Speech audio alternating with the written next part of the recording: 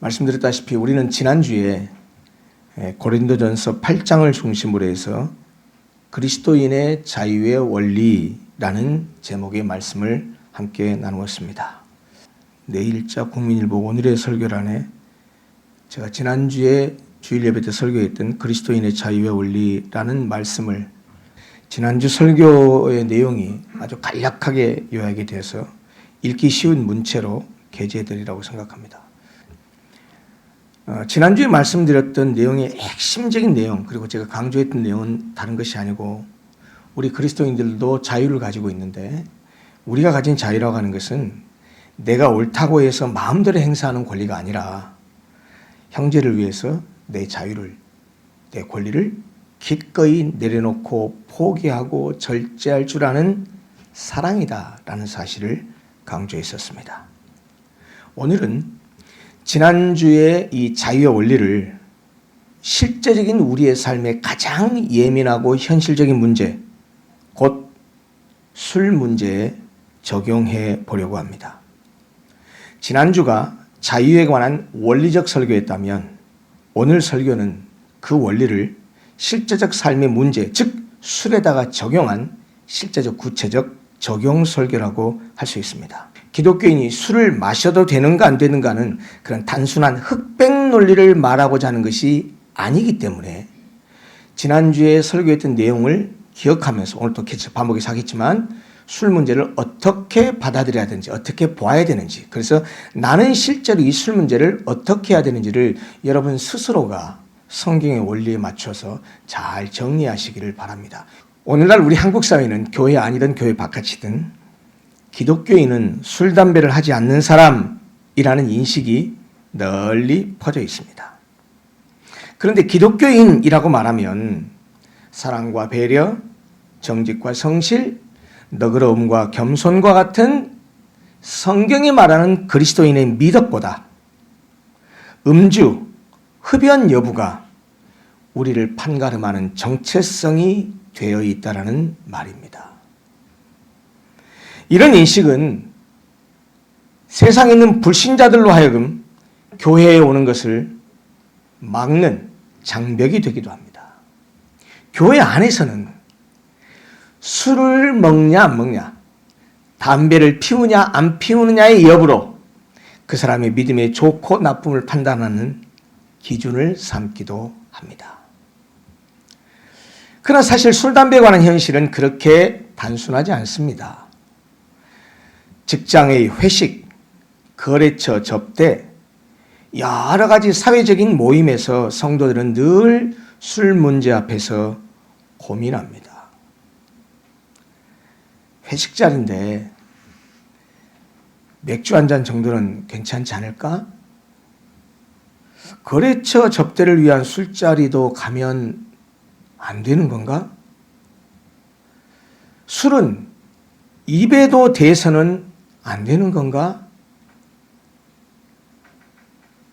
술 문제가 신앙의 본질보다 우선하는 우리의 정체성이 되어버린 현실 속에서 성도들은 음주에 관한 선명한 대답을 원하지만 어떤 기준으로, 무엇을 근거로 그에 대한 답을 제시해 주어야 할까요? 그 술 문제라고 하는 것이 yes, no로 딱 부러지게 말할 수 있는 문제가 아닙니다. 감정이나 시대적 분위기, 교회는 본래 이래 왔어 라고 하는 전통이나 관습이 술 문제에 관한 기준이 될 수는 없습니다. 개혁주의 신앙의 원칙에 따르면 우리는 언제나 오직 성경, 솔라 스크립투라를 신앙과 행위의 유일한 근거와 권위로 고백해 왔습니다.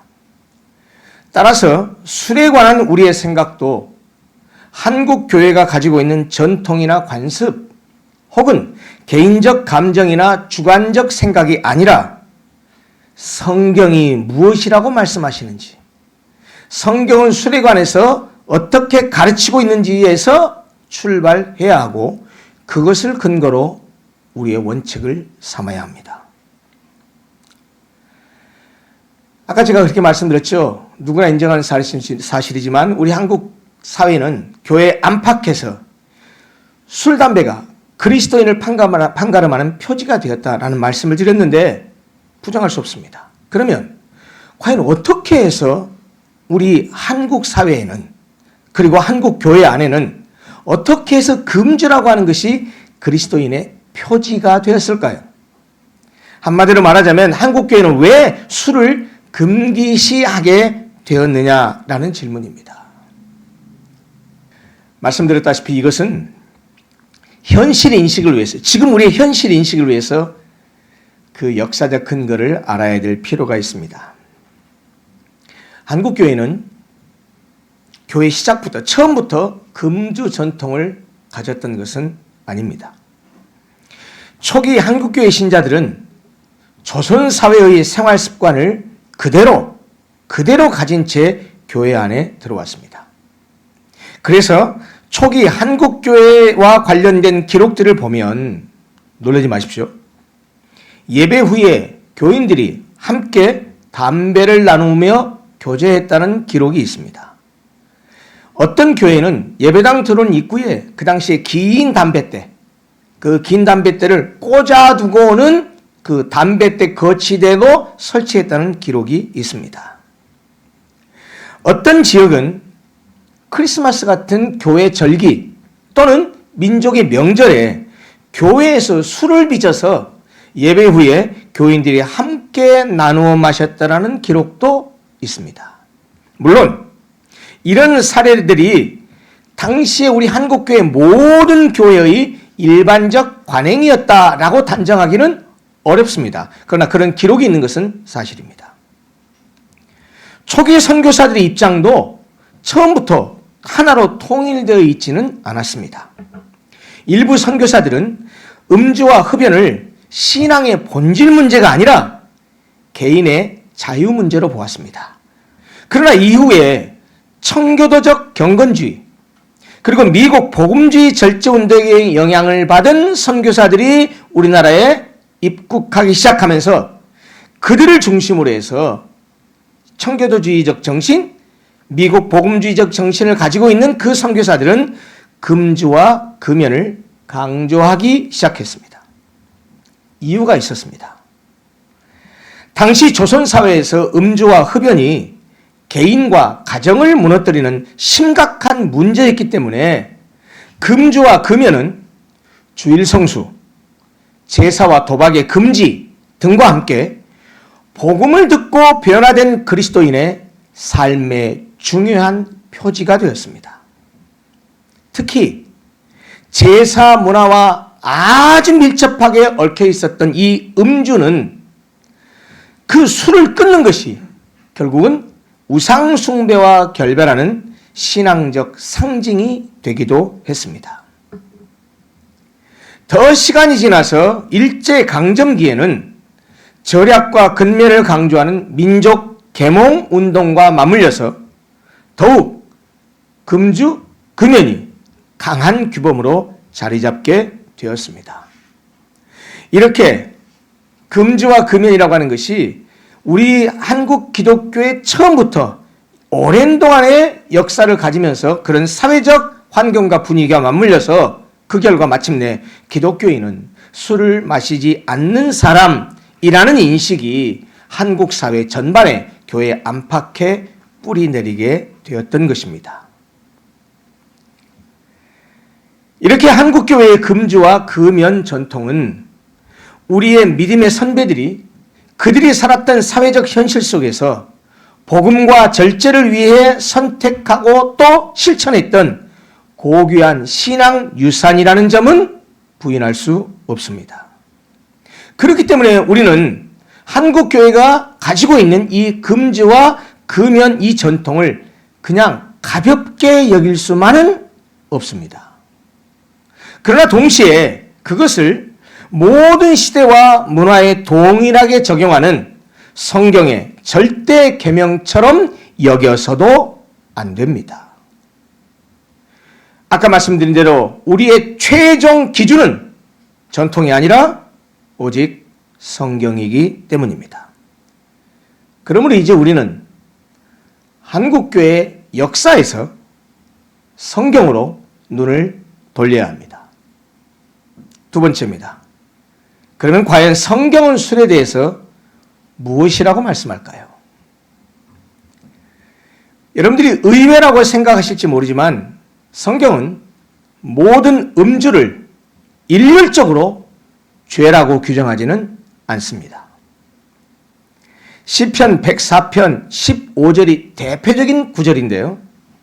사람의 마음을 기쁘게 하는 포도주라는 표현을 통해서 포도주를 하나님의 선한 창조물로 노래하고 있습니다.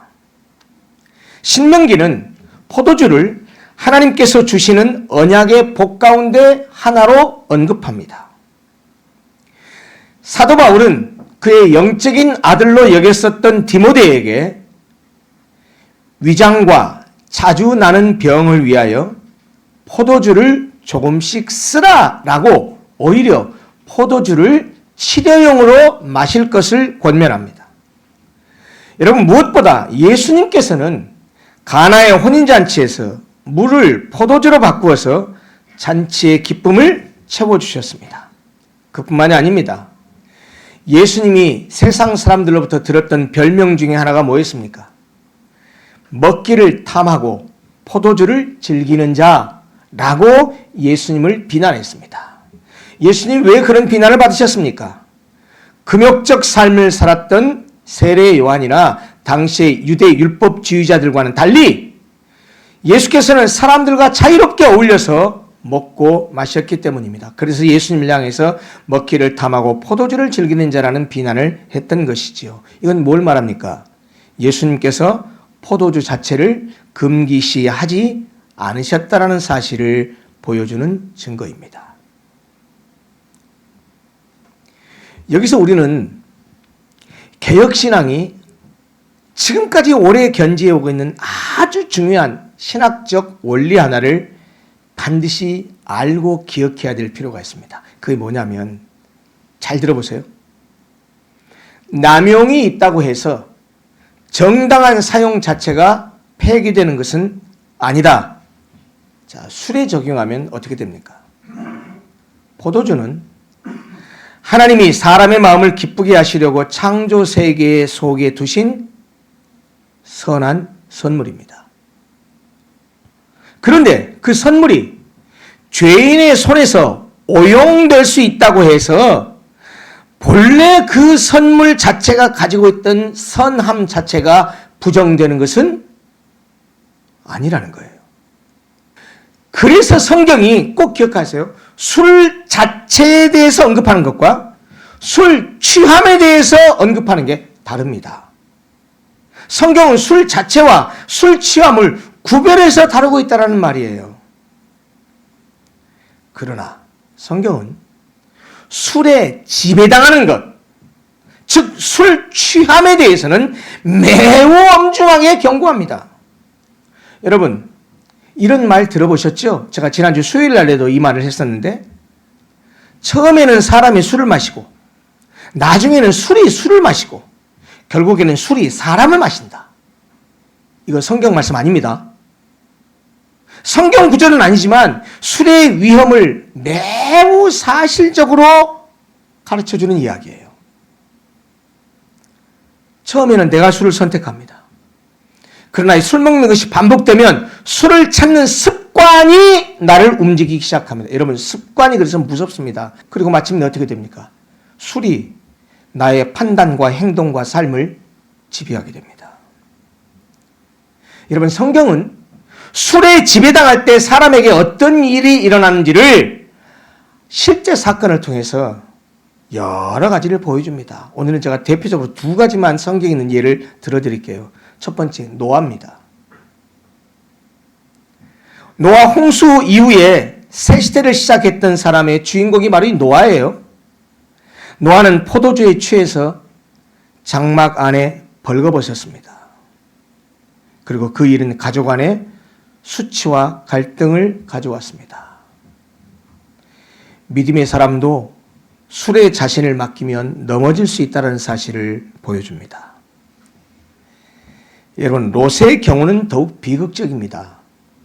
이 롯과 술에 관한 이 본문은요, 1차적 초점이 모압과 암몬 족속의 기원에 관한 내용이에요. 그런데 이 사건의 계기가 된 술의 역할을 눈여겨볼 필요가 있습니다. 롯은 두 딸이 먹인 술에 만취해서 자신이 무엇을 하는지조차 알지 못한 채 딸들과 동침했습니다.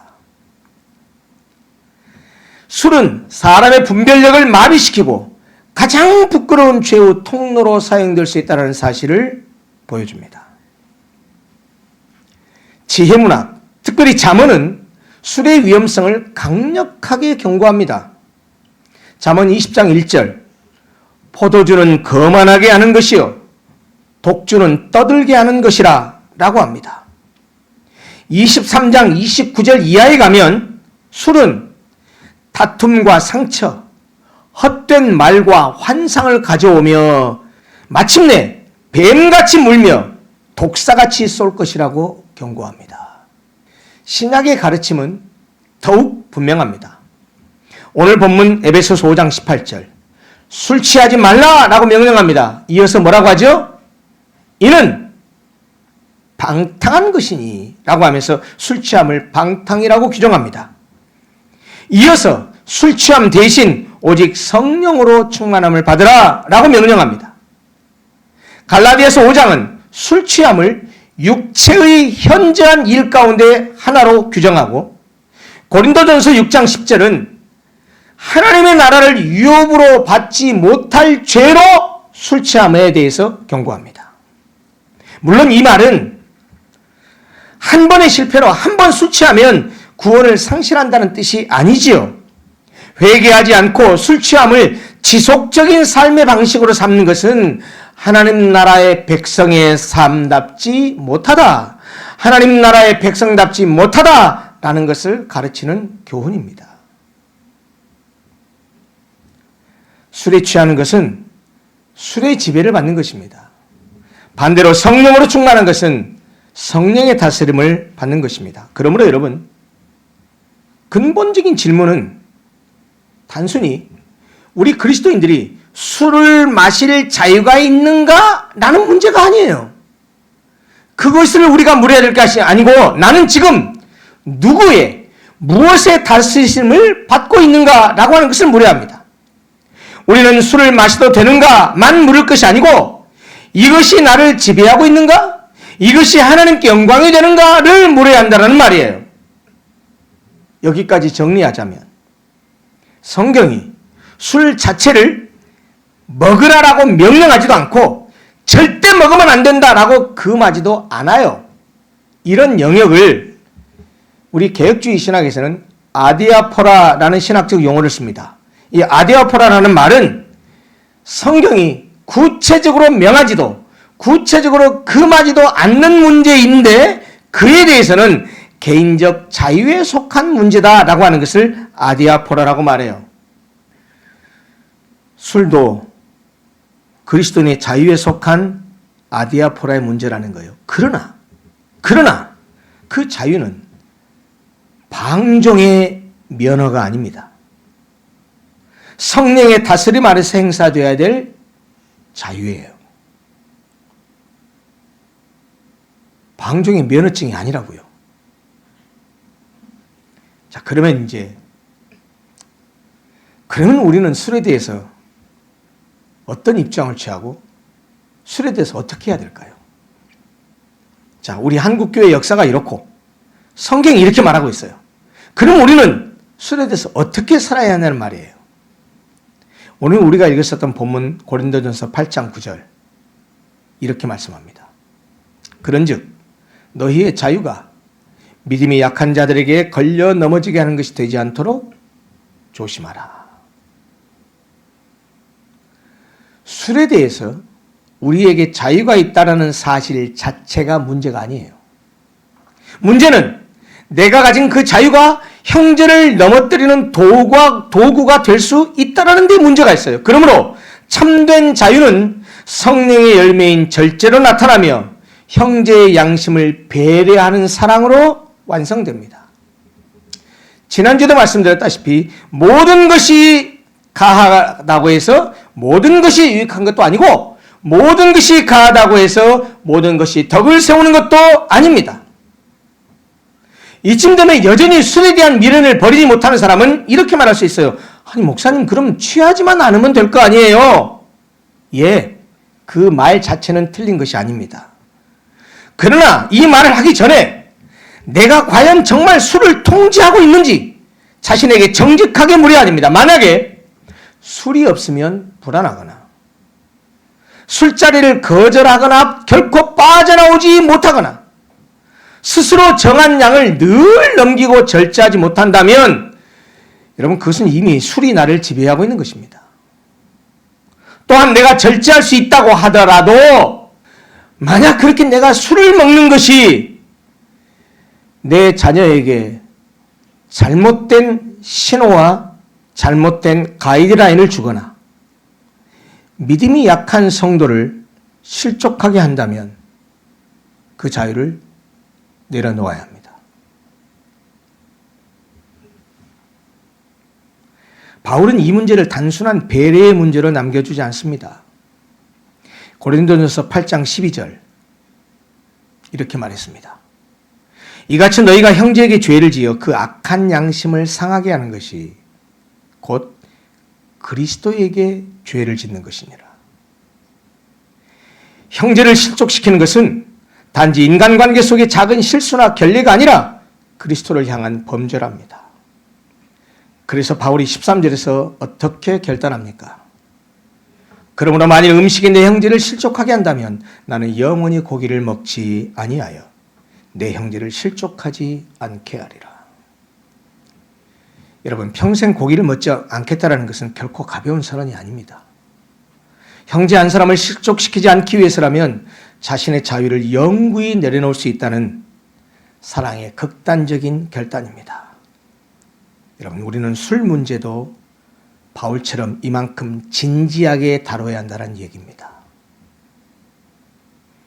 그러므로 자유를 절제하는 것은 단순히 착한 신앙이 되기 위한 선택이 아니라 그리스도와의 관계 앞에서 반드시 물어야 할 질문입니다. 특별히 이 원리는 모든 성도에게 동일하게 적용되지만 교회의 직분자와 영적 지도자에게는 더 높은 절제의 본이 요구됩니다. 금주 자체가 구원의 조건이나 신앙의 척도는 아닙니다. 그러나 직분을 맡은 이들은 믿음이 약한 지체를 실족시키지 않도록 스스로 더욱 삼가는 것이 마땅하다는 말입니다. 끝으로 음주와 관련해서 두 가지 극단은 꼭 피해야 합니다. 하나는 금주가 성경의 절대 명령은 아니니 마음껏 마셔도 된다는 무분별한 자유주의입니다. 이것은 자유를 핑계로 해서 술 취함이라는 죄에 빠질 수 있게 합니다. 다른 하나는 술은 무조건 죄야 라고 말하면서 성경에 없는 계명을 절대화하는 율법주의입니다. 절제와 거룩함은 술 한 잔의 유무보다 하나님 앞에서 어떤 마음으로 살아가느냐에 달려 있습니다. 우리 교단의 금주 전통은 존중받아야 할 유산이지만 그것으로 다른 사람을 정죄해서는 안 된다는 말입니다.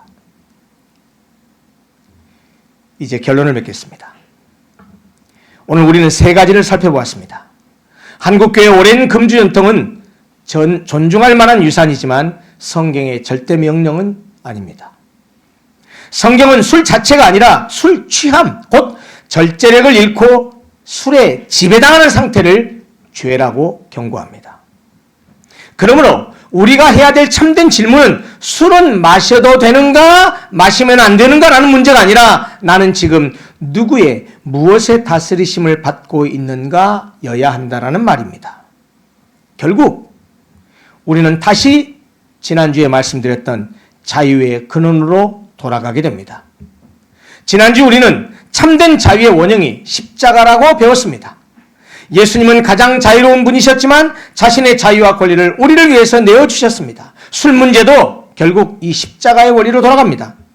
나는 술 마실 자유가 있다 라는 주장으로 끝나면 그것은 여전히 나 중심의 이기적 자유이지만 형제를 위해서 기꺼이 내려놓겠다라고 하면 그것이 바로 십자가를 닮은 참된 자유라는 말입니다. 특히 직분을 맡은 이들에게는 이 절제가 더욱 요구된다는 거예요. 왜요? 그 사람들에게 특별히 자유가 더 크기 때문이 아니고 더 낮아져서 섬기는 자리에 있기 때문에 그러해야 한다는 말씀입니다. 여러분, 우리가 이렇게 자유를 내려놓을 수 있는 것은 우리가 이미 그리스도 안에서 참된 자유를 얻었기 때문입니다. 우리는 술을 마시지 않아야 하나님께 받아들여지는 사람이 아닙니다. 술을 마실 수 있어야 자유로운 사람도 아닙니다. 그리스도께서 십자가에서 우리의 죄를 대신 담당하셨기 때문에 이미 우리는 하나님 앞에서 자유롭게 된 사람들이에요. 그러므로 우리는 우리의 의로움을 증명하기 위해서 술을 끊는 것도 아니고 우리의 자유를 증명하기 위해서 술을 마시는 것도 아닙니다. 이미 그리스도 안에서 자유를 얻었기 때문에 이제는 그 자유를 사랑으로 사용할 수 있는 것입니다. 참된 자유는 술을 마실 수 있느냐 마실 수 없느냐의 문제가 아닙니다. 그 자유를 형제를 위해서, 내 자녀를 위해서, 그리스도의 영광을 위해서 절제할 수 있느냐의 문제입니다. 그리스도께서 우리를 위해 자신을 내어주셨으므로 이제 우리는 더 이상 술이나 사람의 시선이나 자기 의로움의 지배를 받을 필요가 없습니다. 그리스도 안에서 자유를 얻은 사람답게 성령의 다스리심을 받고 그 자유를 형제를 살리는 사랑으로 사용해야 됩니다. 그것이 바로 그리스도 안에서 자유를 얻은 사람이 살아가는 바람직한 삶의 방식입니다. 기도하겠습니다.